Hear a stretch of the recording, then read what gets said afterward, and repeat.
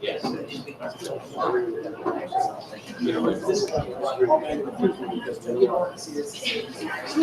be presenting them, I think. The ones I have highlighted. Yep, the first set.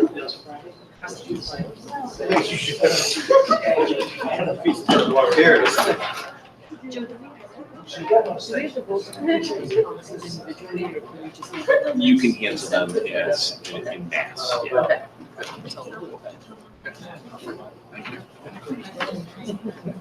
Just here to expedite. Tough doesn't train me.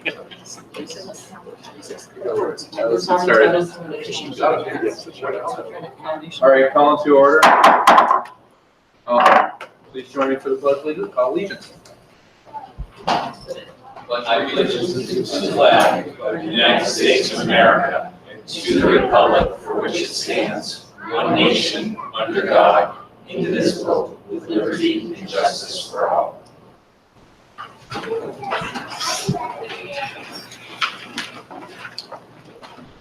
All right, can I get a motion to approve the agenda? Motion to approve the agenda? Second. All those in favor? Aye. And a motion to approve the open session minutes from June 3rd, 2019. Motion to approve the open session minutes from June 3rd, 2019. Second? Any discussion? All those in favor? Aye. All right, so let's move to community comments. Do we have any comments from the community this evening? Hearing none, we'll move on to the superintendent's comments. All right, well, good evening.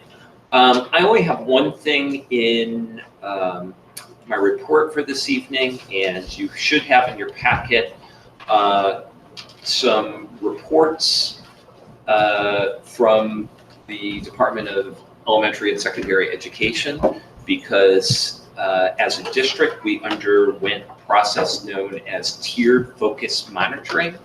And it's largely a compliance process to kind of look at, are we meeting specific regulations, standards, and benchmarks with regard to special education, civil rights, and English language learner education. So I've asked Dennis Todd, who's our Director of Special Services, to kind of speak to some of the highlights, and then we're also really fortunate to have our co-coordinators of our EL program, Deb Coyle and Kelly Radad, here to talk a little bit about kind of the background in it. And you know, hats off to everybody that was involved in this. To be real frank about this, this is a massive undertaking with regard to paperwork. It really is very much a paperwork and compliance mission, but still critically important. So maybe Dennis, if you could first just touch upon the special ed piece. Sure. And then Kelly and Deb have put together just a few quick slides to kind of discuss their role with English language learners. So in your background information, Joe put in the report, so any quick questions, if you guys have any questions about the report, I'm happy to answer those.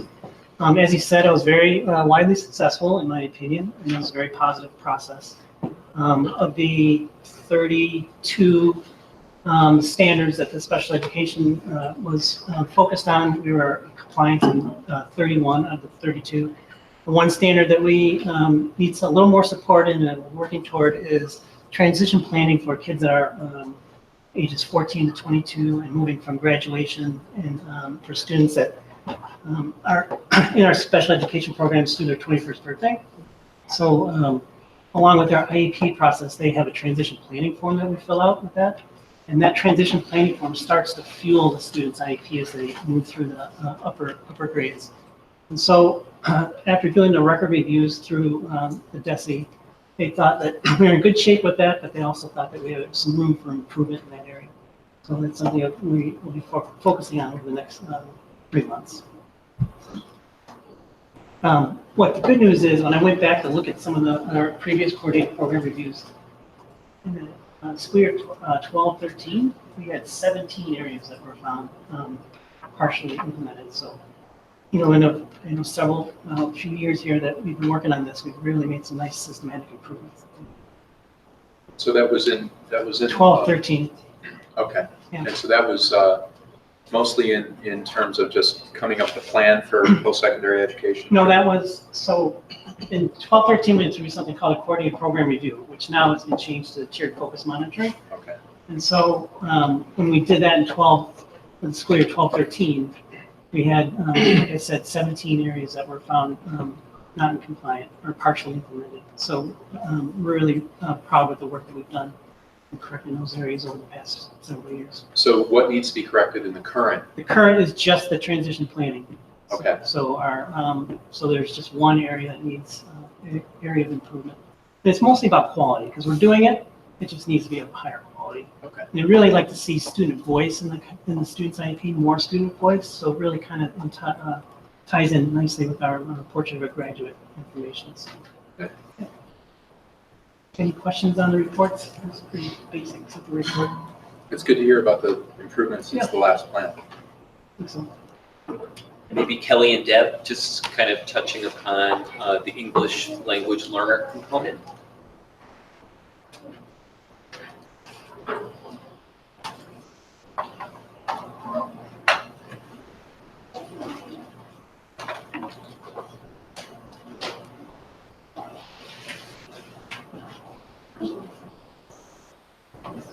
Coming up there?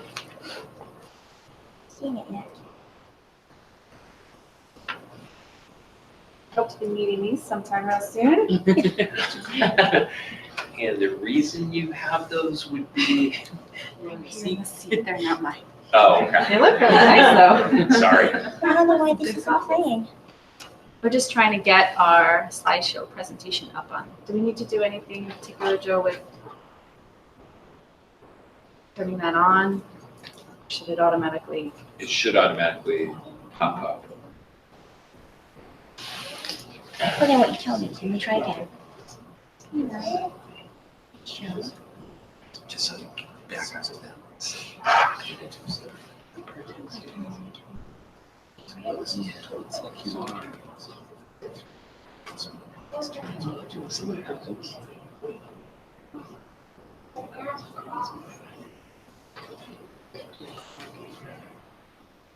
Do you have it up before? I have it up there now.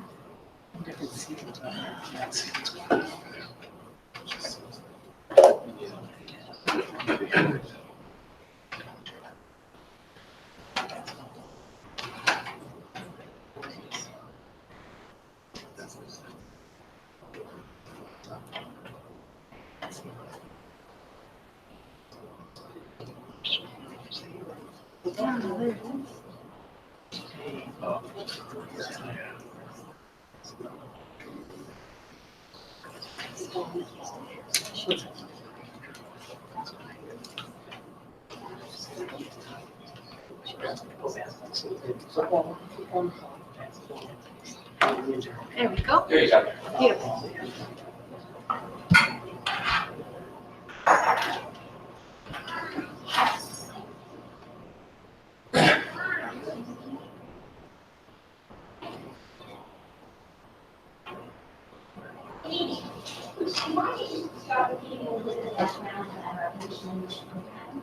So they're currently 3 months to get implemented in the regions of district that are served across all schools. Myself and Mr. Dad are the 2 district teachers and also serve as your in addition to our English learners, there's additional very nice students who are classified as former English learners.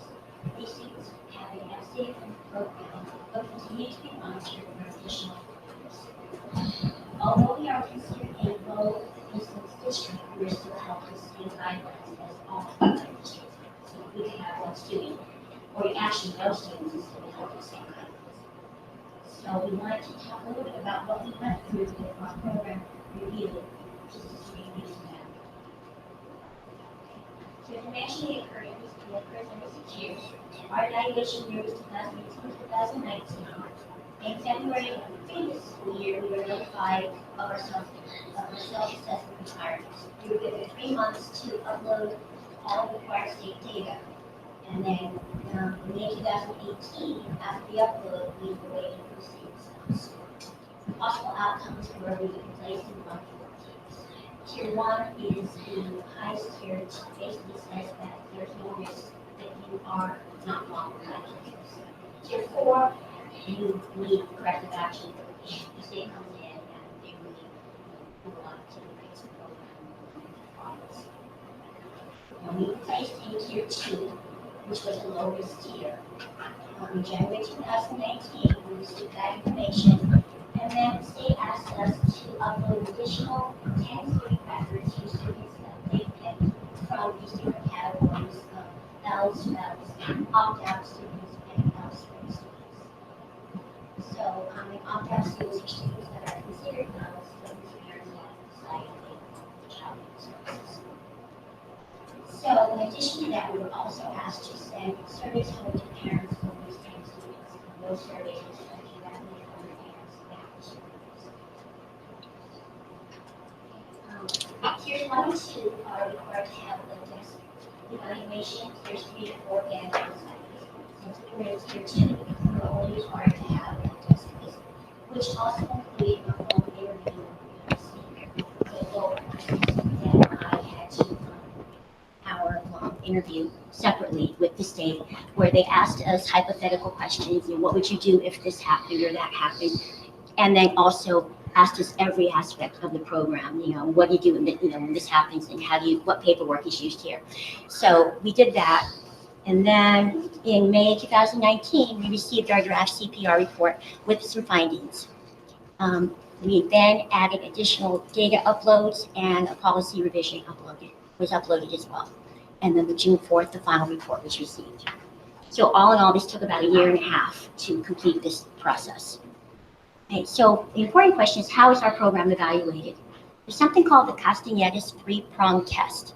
There is a lawsuit, Castellanos versus Picard, in which a Texas school district was found to be failing the needs of its ELs. Because of this, the federal government stepped in and decided to set up some guidelines for how programs should be evaluated. So it's a 3-prong evaluation process. So the first prong is whether or not your program that you use to teach these English learners is of sound theory. Is it research-based? Has it proven to be successful in other areas? In our case, we use sheltered English immersion. There are other choices that other districts use, such as two-way bilingual or bilingual education. Sheltered English immersion has 2 parts to it. It says that the students are being taught English using licensed ESL teachers, which is Mrs. Brigad and myself, as well as 4 academic teachers who have been trained and have been endorsed in sheltered English immersion. The second prong is effective implementation.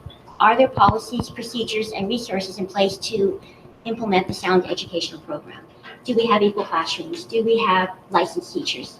Do we have a curriculum that is current and as good as the other curriculum for the other students? And then finally, the third prong is student growth. Are students making progress? Our students are assessed typically with all the regular benchmarks from every school that they're in. In addition, they take a state test called Access, in which it's very similar to MCAS, but it's for language proficiency. So they are tested in reading, writing, speaking, and listening. This test is given once a year, and that data is uploaded to the state, and we are able to track the students' growth every year and get SGPs, the same as we would for MCAS, which really helps us to know, are we hitting the targets that we need to be hitting? The state would ideally like to see students exited from the program within 5 years. So that helps us to see what our targets are going to be. So Mrs. Redag is now going to discuss the criteria that we were asked to address. So I get the good half, where I get to tell you the good news in the end. So as you can see here, we had 13 individual criterion in which our program was evaluated on. And of all this criteria, it ranged from this access test that Debbie just mentioned, the program exit and readiness, which is us exiting our students, reclassifying them, the parental notification, the forms and the documents that we send home, down to our own professional development requirements and relationship requirements. This is a breakdown of just one of those criterion, ELE1, and this is how the standard is set, and it's based on the state and federal laws that govern what we have adopted in Massachusetts as well for our EL students. ELE5, we wanted to show you this briefly just to give you an idea of what we went through in the breakdown of each individual criterion. They asked us questions, we had to upload information, data, provide feedback, show student rosters, our curriculum development plan, what we have done in terms of meeting the expectations of Castellanos three-prong test, etc. So it was very comprehensive and thorough. And so after providing all that data, like Debbie mentioned in the timeline, we were contacted back with two findings. The first was for ELE7, which was parent involvement. And like she mentioned, we sent those surveys to those 10 families.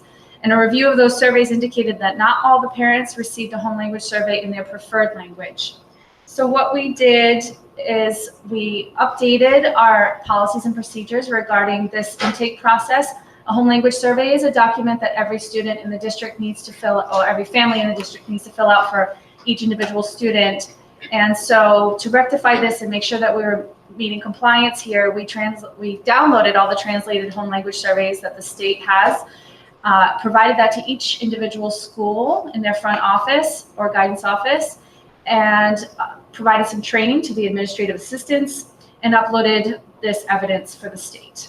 So they changed that. Their response was that we implemented that. So we corrected that. And the other finding had to do with licensure requirements. This was based on data that they pulled up from Edwin Analytics regarding the SEI endorsement of all core academic teachers in the district. And they found that most, but not all, held the SEI endorsement. So after reviewing this document, we followed up with a few teachers listed as non-endorsed on this list. And we found that of the 12 teachers listed, 3 were actually no longer in the district. 5 did hold the endorsement, but for whatever reason, a couple had to do with name change, and there was some confusion there. So 5 of them held the endorsement. 2 were actually not core academic teachers, so therefore were not required to have the endorsement. And the only 2 remaining were committing to taking the SEI MTEL or the course in fall of 2019. So we uploaded all this information and evidence to the state, and they came back with, again, just like the previous, that we had implemented that. So we were good to go there. As you probably saw in the document that Joe passed on to all of you, there were compliance ratings from commendable being the top rating where everything is met, and from the initial review of data down to not implemented where the requirement was totally or substantially not met. We, after uploading and correcting those 2 findings, were given the rating of implemented for all of our criteria, which is great. And we were found by the team to be in compliance with all the criteria reviewed. So we were really proud of that. As like Debbie said, it was a very lengthy, comprehensive, thorough process. And we are very proud and excited of our program and all the growth. And that the next monitoring period isn't until 24-25 school year. So yes, and that's it. Thank you very much for your time. Are there any questions? Just for perspective, I believe you remarked that there was a total of 41 students in the program. Correct. I always, to give perspective, and again, with 41 students, we're still very much considered to be a low incidence district. We're not Milford, we're not Framingham. But to put things in perspective, my very first year, 2011, 2012, we had 5 students. So it has been a rapid growth in a relatively short period of time. again, just for more perspective, how many different languages are we dealing with of those 41 students? Of our L's, we have probably 10 languages Okay. spoken. Wow. 15. Yeah, we have, obviously, there are the majority of Portuguese speakers, Arabic, Spanish, but we have French, we have some many Indian dialects. many We have Russian, Ukrainian. Okay. So again, outstanding job, the two of you as a department are incredible in your our little wee performance. department. Pretty Up much, to. but in your performance, in your commitment to your students. I can't thank you and commend your performance enough. Thank you very much. Thank you.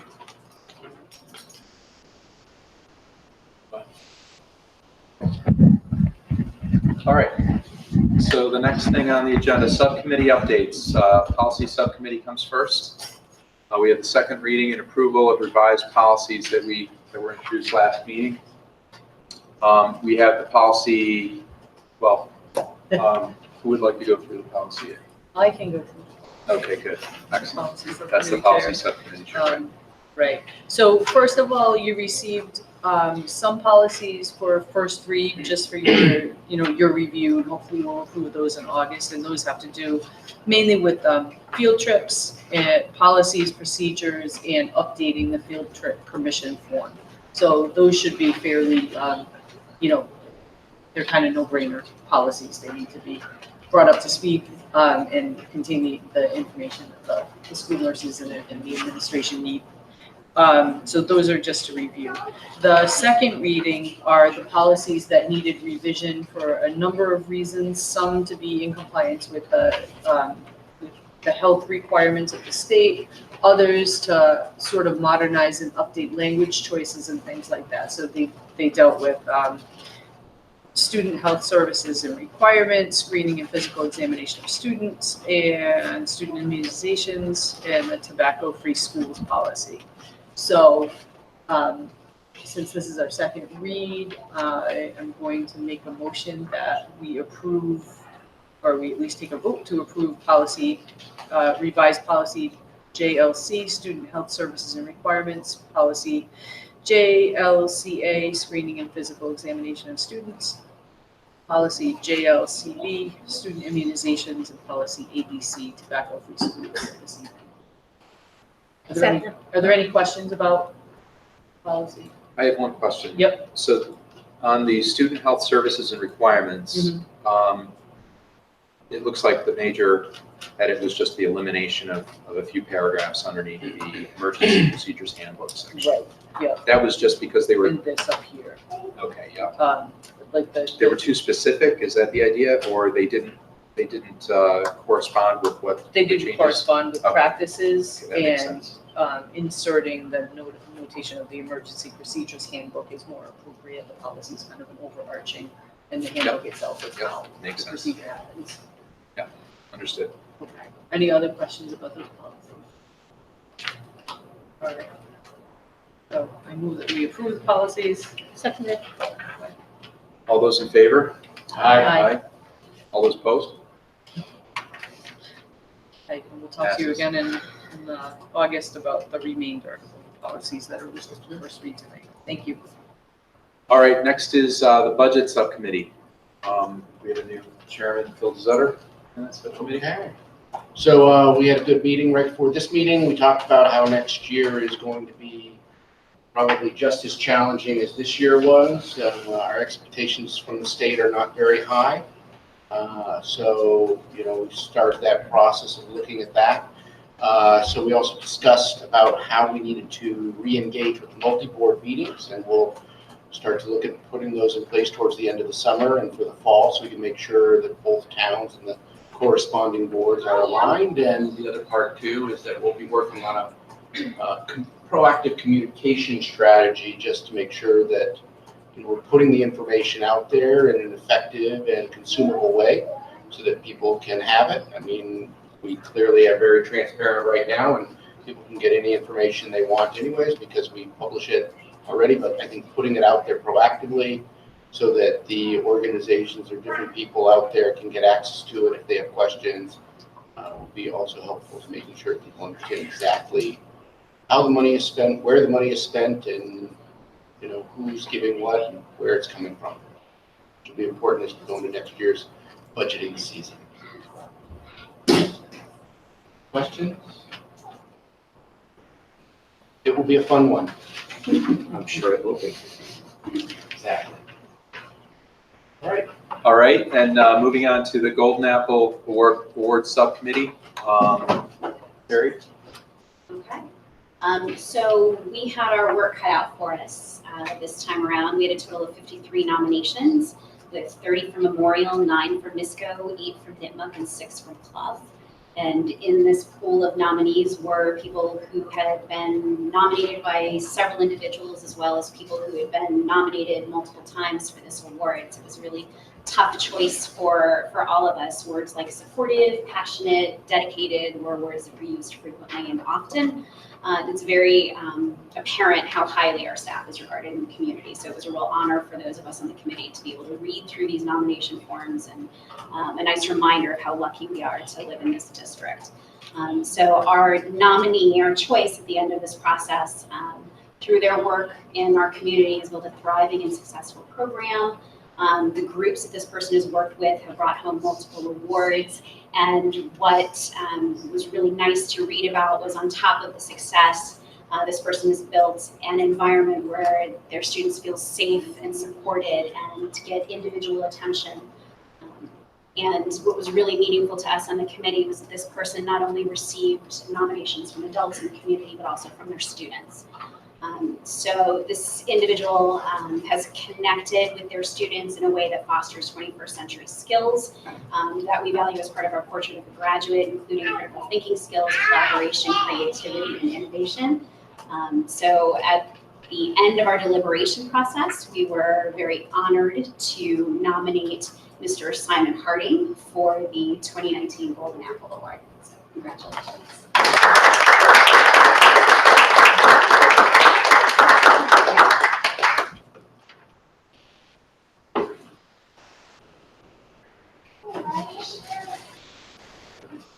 Oh, we got some pictures. Pictures, yeah. Makes better photo.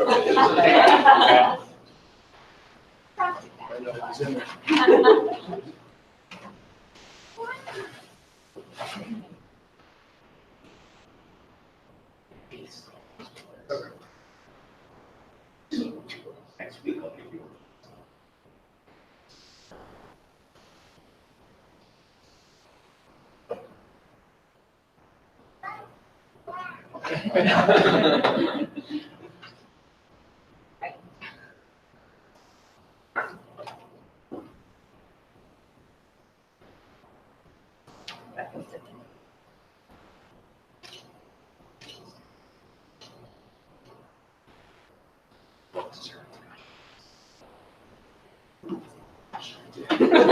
Congratulations. Thank you very much. Congratulations, very much well deserved.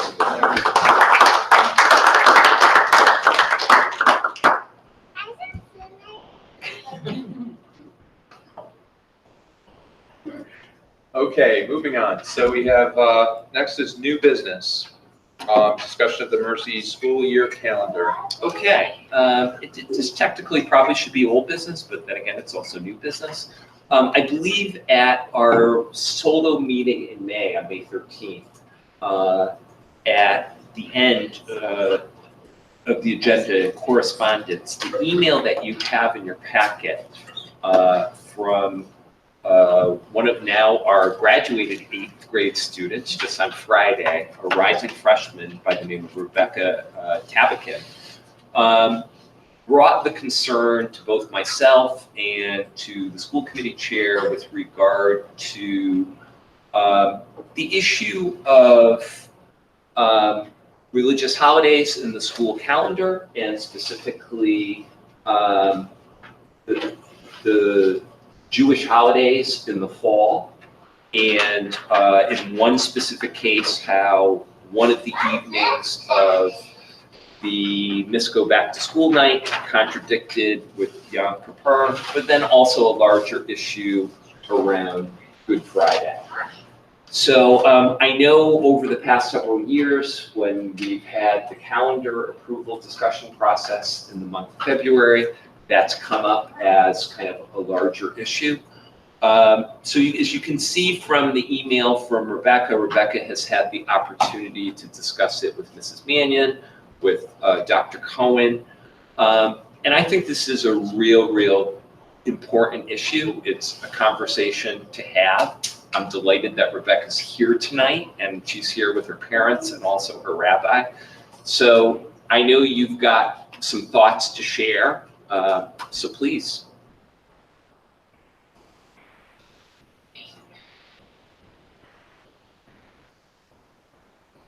First, I'd like to thank you for giving me this opportunity. So this past year, I've been interested in social justice, so it led me to reaching out regarding the school calendar. And our district doesn't have Jewish holidays off from school. On our Jewish holidays, you're supposed to observe without studying or with the use of electronics. So although the day is excused, I still cannot really do my schoolwork, which causes me to fall behind. And I feel like that if we had the holidays off, then I wouldn't fall behind or other students wouldn't fall behind. Yep, so I grew up in a town in New Jersey that was not a very large Jewish population. And like the small population, the Jewish population in this town, my parents had to come before the school committee back in the early 80s. And my sister and I were missing school due to the Jewish holidays. And during the Jewish holidays, they were giving tests and they were progressing with the schoolwork.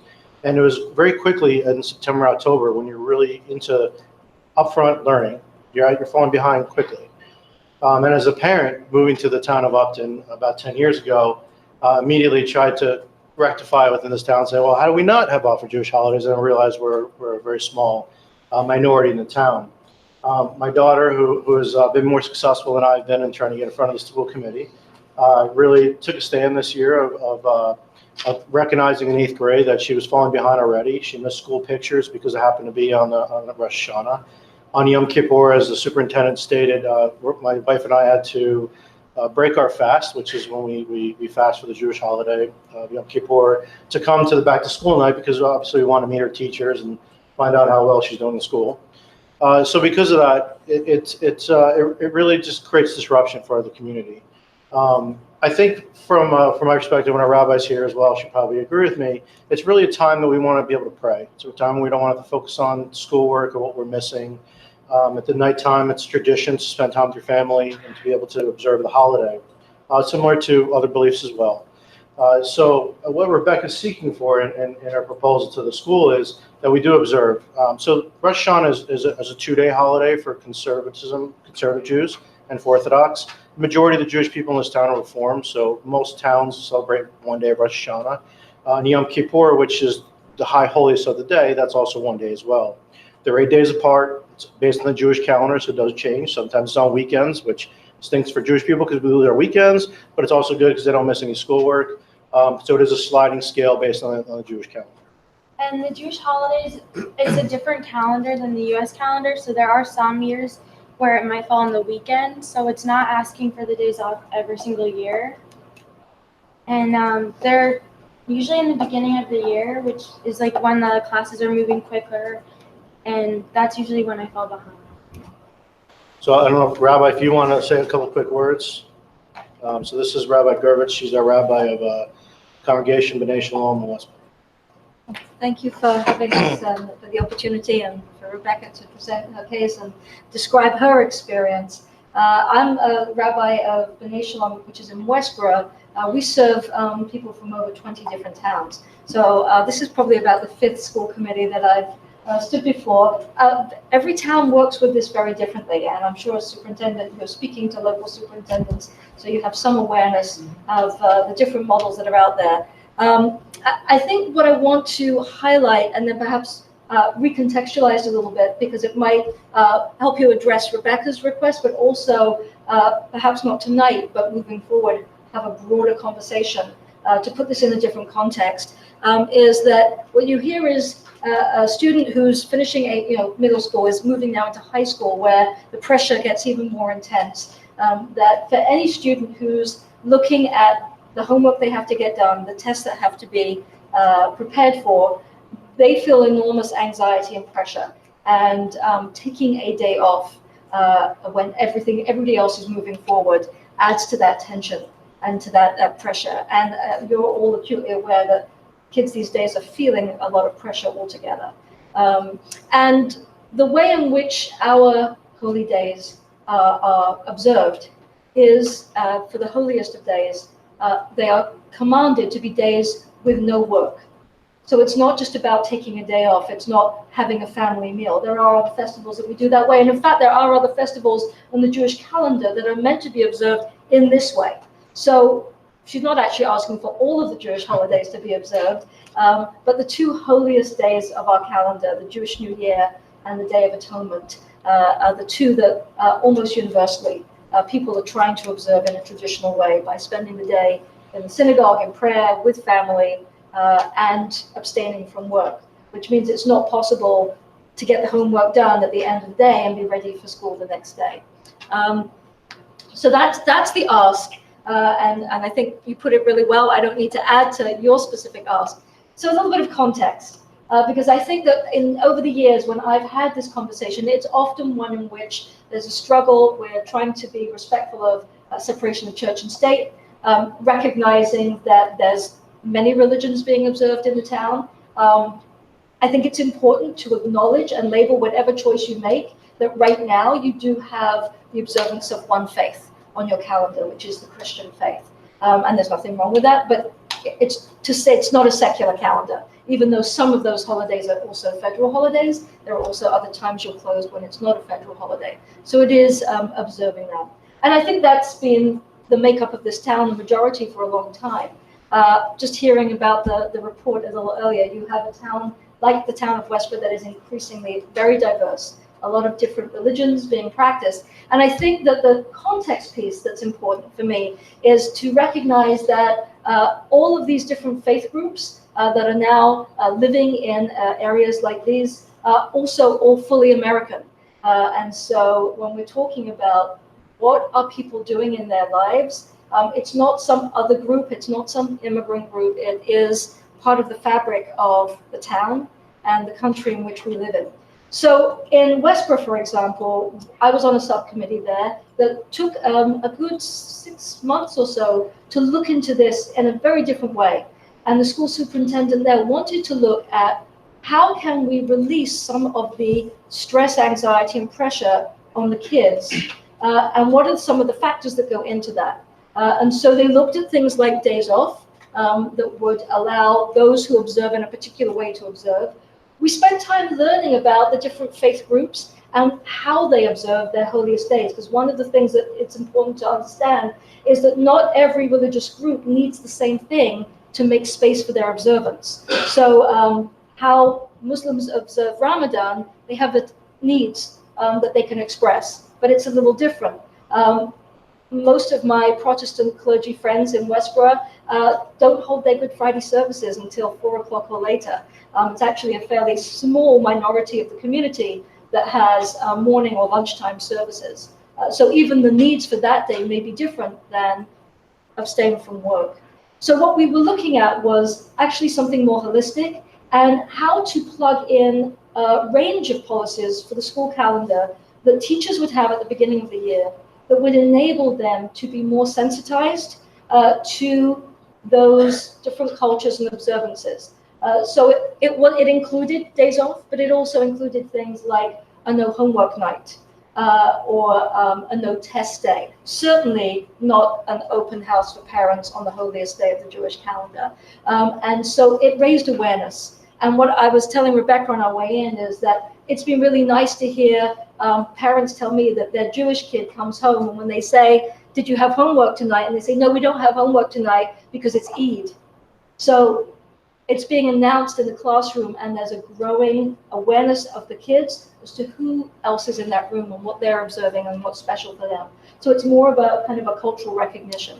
So I just present that as there is a very specific ask on the table. It would be wonderful if this school district could recognize that and recognize the difference it would make to the Jewish students. But I hope that this might be an invitation also to a much broader conversation that you could contextualize in a way of thinking about the needs of all of your students. Thank you for your time. Thank you. Is there any questions?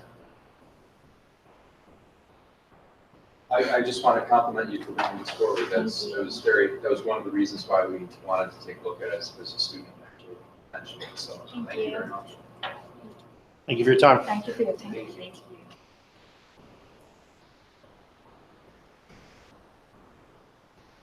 Something we have to consider.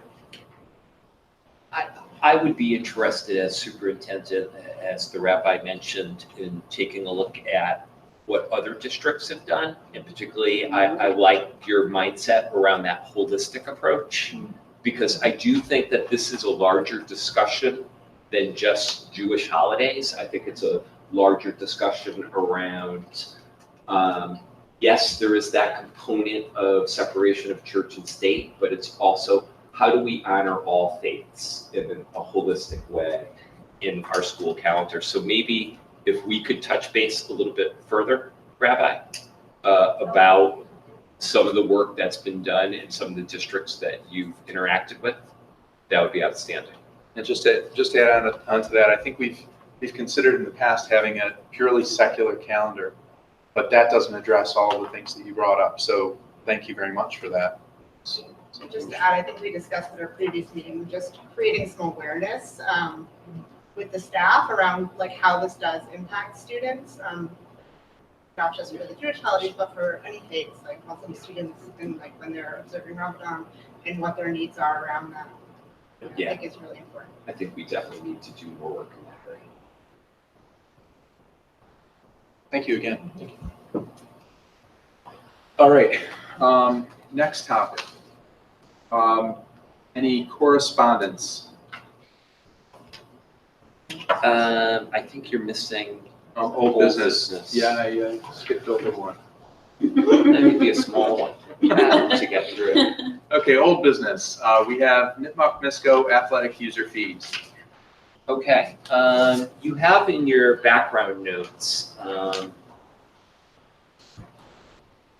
just the fact that this is a continuation of this discussion from the last school committee meeting where we talked about some of the issues with regard to shortfalls in our operational budget with regard to the last 2 years. Something in the ballpark of around $20,000. And the fact that with some of the constraints that we're facing financially as a district, we might want to take a long, hard look at raising the athletic user fees, which are currently at $195 per sport. So you have before you 3 different options that our athletic director, Chris Schmidt, has formulated. Chris, can you kind of speak to those 3 options and kind of the mindset behind them? Sure. So what I did was kind of looking at what some other districts do, working with Jay, Bayer, and I guess there's 3 schools of thought. First school of thought is a flat fee. So in other words, what we currently do, regardless of sport, take a look at, what we think that we would need to bring in per athlete to be able to offset the operational shortfall in order to meet our expected needs. So in working with Jay, we came up with a number for a flat fee of $250 per athlete. Now, this doesn't take into consideration different sports have different needs, have different costs. So based on a brief discussion at our previous meeting, I looked at 2 other options. So option 1, which is a simple tiered structure where just looking at simple cost, what does it cost to run each sport? For obvious reasons, football is our most expensive sport. Whereas on the opposite side of that, golf and cheerleading are our two least expensive sports. And then everything else pretty much falls within line of one another. Okay, within a few $1,000s here or there. So what I did was, okay, so logically we raise our football fee $25. The other two sports, golf and cheerleading, which are by far our least expensive sports to run, we reduce those $25 to $225 and essentially keep everyone else at $250. The third approach is also a tiered approach. Mr. Clemens and I were talking, and he said, well, what if you looked at it from a base 10 approach? In other words, what would it cost, do a cost analysis based on if each sport had 10 athletes and the cost from that perspective. So, and I believe you all have in your notes that chart there. So basically using the yellow, orange, and then red signatures, you can see basically what each sport costs. The far right column is the number of athletes projected in that sport. And then that number between the two is that base 10. So in other words, what it would cost if 10 athletes ran or participated in that sport. And based on that, I also used the 250 as that middle, 275, 225. So your sports in yellow would be your 225, your sports in orange would be 250, your sports in red would be 275. And there are some things in this particular approach that you would want to consider is some of the sports that are quote unquote in the red, they are somewhat of our money generating sports. We do bring in gate receipts and things of that nature with those sports, which in the other sports we typically do not. So that's the three approaches that we felt best sort of represented what we do. So are some of the NIMUC sports, not NIMUC, MISCO sports included in that? So like for, I think cross country is like a 6th grade sport, I believe. I did not run the MISCO numbers. Okay. Typically, I do know cross country 5th through 8th grade typically participate in the running sports at MISCO. However, 7th and 8th also has the option to run at ITMUC, just based on our numbers. We've afforded that. Yeah. So the part that I kind of get a little concerned about is we lose, if we start losing athletes because it just isn't worth it to participate anymore, then your numbers are essentially going to change. Obviously. Absolutely. So, the keeping, cross country, I think, is more of a entry level sport. I mean, am I mischaracterizing that at all, or? Well, I think the best way, I think it's a sport that frankly doesn't have as much cost with it. A lot of times your non-cut sports are sports that athletes that may not be your traditional athlete or may want to try something without fear of being cut, that they'll go and go through that sport. So I don't know if it's much entry is. It's a sport that sometimes it draws interest from what I would describe as non-traditional athletes. Right. I mean, you're still faced with the transportation costs. Yes. So and those, I don't know how significant those are. Very. Yeah. So here we are with transportation again. Yeah, I mean, the reality is this is a lot of, certainly Jay can attest to this, much of our costs are transportation, officials, and our salaries, which are fairly, they're items that we don't have a lot of control over, I guess. In other words, I can't not pay, it is what it is in that sense. So, with transportation, you can get creative. Like for instance, baseball, softball. Typically, I can schedule baseball, softball teams to travel on the same bus. So that offsets a little bit, that offsets the cost in a sense. It doesn't work perfectly, but it works more than it doesn't work. Not all the sports afford that opportunity. I can't do it in many of the fall sports because from a numbers standpoint.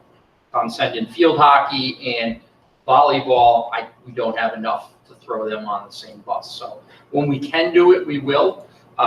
Like in the case of maybe I could put golf and volleyball on the same bus. And if they're traveling to the same area. So Mo Coburn at Telstone and I, we do get creative as much as we can to try to offset some of those costs. But, it is difficult to do that. So just to cap it off, so the cross country, to have a cross country bid at 5th grade, they're paying $225. Is that the idea?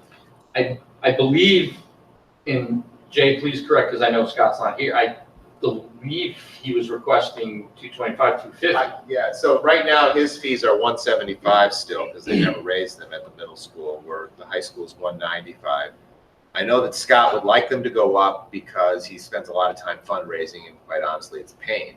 I don't think I would put MISCO as high as Nipmuc just because it's middle school. Yeah. You're talking about a total budget at the middle school of about $68,000 as opposed to close to $400,000 at the high school. So maybe you go to 200 or 225 across the board. I mean, at the middle school, and then go to some kind of tier thing. I mean, the problem we're going to run into is that no matter what we do with the fees, unless we go above 300, it's going to take probably 2 to 3 years to offset the deficit that's building because we're just not funding enough in athletics. The cost to run the programs we run costs more than we're providing through fees and operational budget.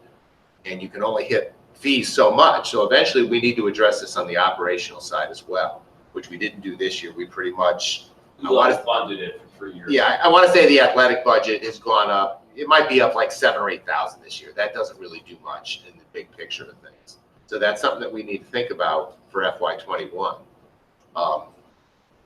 But yeah, as far as the middle school, I mean, I think even if you went from 175 to 200 at the middle school, probably wouldn't affect, people participating, and it at least will provide some additional money at that level. There's not a shortfall in the middle school budget at all. I mean, he's staying within what he's got to do as best he can. But he's got a lot less things. He's got a lot less travel. I mean, Chris is right. The big ticket things are coaches, buses, and officials. The stuff like balls and supplies are like 300, 200 as opposed to 4,000 and 5,000 for the big ticket things. So that's not going to that's not the big picture. And quite honestly, those coaches' stipends are going to go up again because you're going to be negotiating, and it's all tied to the contract. So long term, we need to look at it on the operational side. But short term, I think the fee structure, anything that he's proposing, any one of them will help address it. I don't have a preference either way, to be honest with you. So I guess that's the only concern I would bring up is that if we start jacking up the prices for the middle school students, you essentially change your whole budget structure. You make it more expensive for everyone. Well, we had that issue. I don't know. I think Chris was here at the time when the fees were you here when the fees were like 600? No, you did me that favor. I mean, I think we actually had It was time fielding a girls basketball team because we couldn't get, I think the fees were like 650 or 700. We had trouble getting enough kids to actually play. And it made it come up higher. Parent that paid it. So thanks to Kelly, we still have girls basketball. But, I'm not sure that going like to 250, 275 in that range is going to impact it as much because I think parents still want their kids to participate in the athletic programs. What's the magic number by which you start to hurt yourself? That's really hard to say. quite honestly, for me, on the budget side of it, if I'm only looking at the money, I would tell you to go to 300, but I know that that's a big jump from 195. Yeah. So, So what are we trying to target from the standpoint of subsidization, I'll call it? Are we, right now, I think if I look at last year's budget, I look at the pieces out there, we basically funded from fees 32% of the overall budget. We're trying to maintain that. Are we trying to bring that up? You said that ran a deficit of what? 5? well, we just got a bunch more bills in last week that increased that shortfall. Okay. We raised the fees on average to 250, and I think what Chris has structured pretty much brings in the same money based on a tiered approach. You're talking about another $29,000, $30,000 a year coming in, which helps on the operational side, but doesn't help on the shortfall. I can't really give you an exact where that shortfall is going to be until I get all the bills in, and I'm still getting them. We got a couple tonight, actually, but they're small ones. As far as a percentage, though,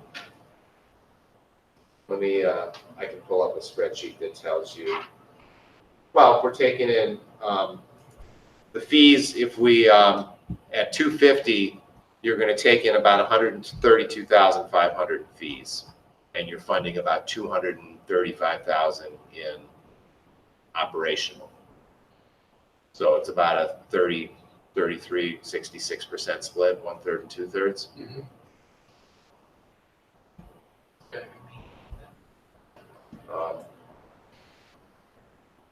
Yeah, it's probably more like 30-70 right now. We need to get probably 35-7, 65, 40-60.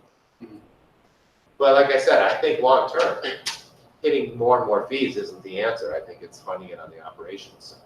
If we value the athletic program as one of the things we offer as an extracurricular activity, we need to fund it as well.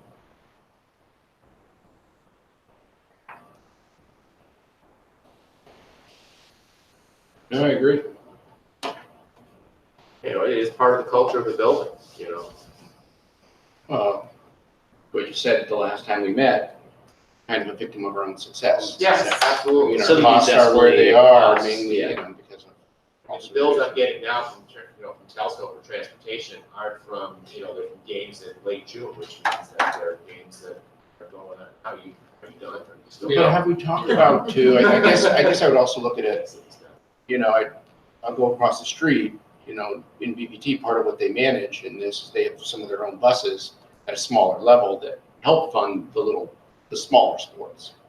So if I think about golf and I think about, it could be a combination of, look, you got golf, you got some level of basketball, you've got, cross country, you've got cheer. If you had a little bus or one or two of these things, all of a sudden our transportation costs, which are the major factors, would go away. Or at least would be reduced significantly. Yeah, quite honestly, I'm not convinced of that yet. I look at golf, you got 16 kids, the bus holds 15, so that means you still don't have enough. And you've got to get the coaches to drive, or you got to hire a driver. The vehicles themselves run about $65,000 a piece. The only thing is, you're right, but we only travel 8 in golf. Yeah. So the places that vans like that would help are, to your point, golf, especially later in the season of cross country, indoor track, outdoor track, where we have few athletes. Right. Mm-hmm. In some of those cases, we're asking parents, and I know Phil has graciously done this for me, we're asking them to transport basketball, certainly. So I do think that's a worthy conversation. It's something to look into, is what I'm saying. It would help, having a van would help on the sped side as well with the trips that they go up, vocational trips during the day. But of course, if that bus is out for that, then it's not available for Chris after school because it may not have gotten back in time. I totally get that. You'd probably need 2 to make it work. Yeah. So if you're talking 130,000 and you lease them, because you wouldn't come up with that cash up front. It is something that we probably need to look at. At least to understand the savings that we would get from it. But it doesn't help with the sports that have, 25, 30 kids. Yeah. It's only the small time, the small sports, or like you said, the end of the year where you're sending 5 kids to a track meet. Yep. This is, I'm glad you broke it down by cost per 10. That makes it much more clear where the expensive sports are. Yeah, it's a little bit, I mean, obviously, if our cross-country numbers grow, that, you know, it's all number driven, obviously.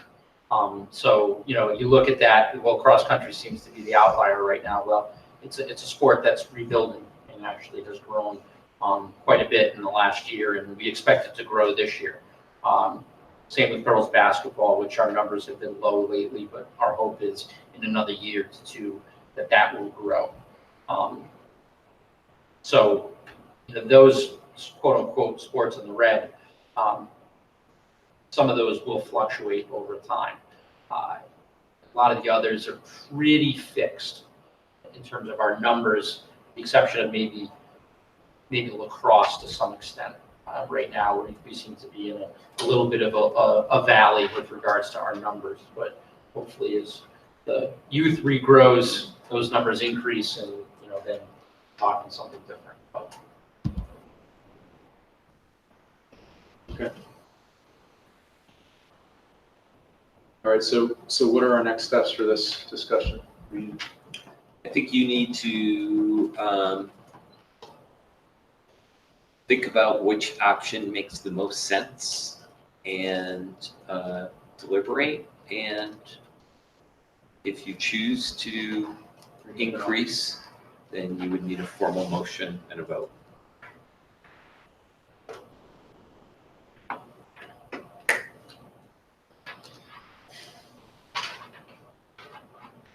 All right, so we have one more meeting coming up. No, This is it. yeah, we take July off, and then our next meeting isn't until about like August 13th. Chris, don't you have registration? August 12th. 12 sports. Registration is open. Typically, the majority, because we do not collect fees online, the overwhelming majority of our fees are collected in August. The challenge is August 13th is about 3 days before football starts. So, you know, I just ask that you be aware of that. So. Yep. Do you have a recommendation?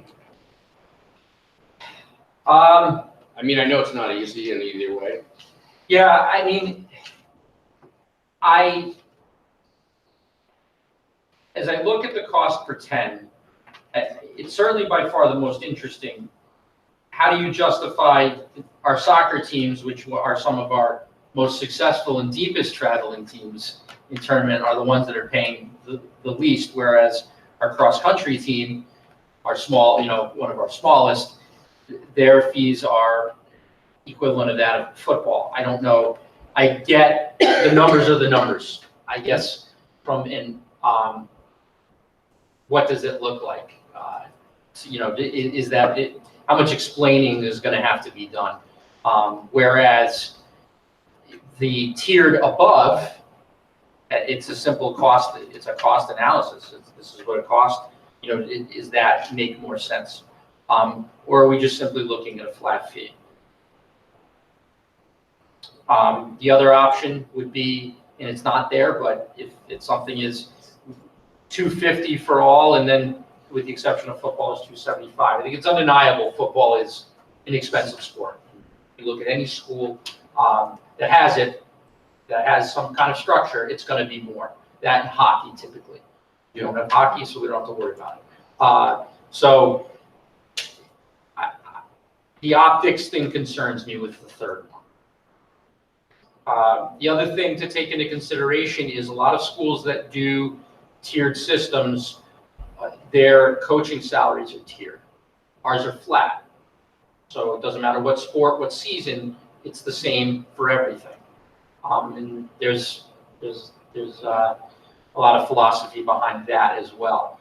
So to me, I look at that and that's a factor as well, as I think. So I guess of the two that are out there, I would say number one or number two to me either or makes the most sense.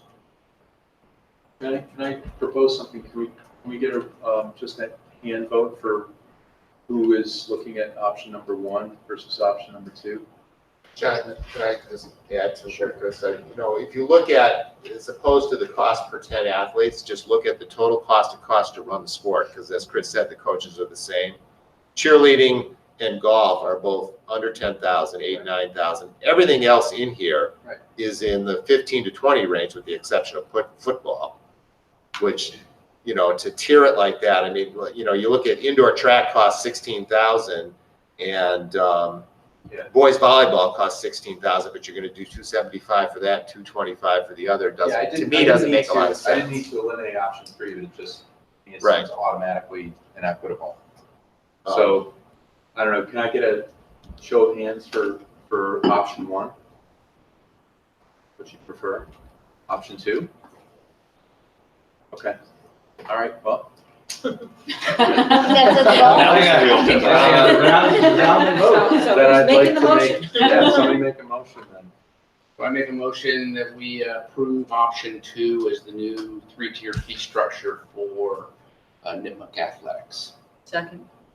All those in favor? Aye. All those opposed? Passes. Can I ask, so what are we, but is there a proposal for what we're going to do for MISCO as well? If you want my recommendation, I would probably tell you to do either 200 or 225 for MISCO, just to provide a little bit more. And what is it currently? 175.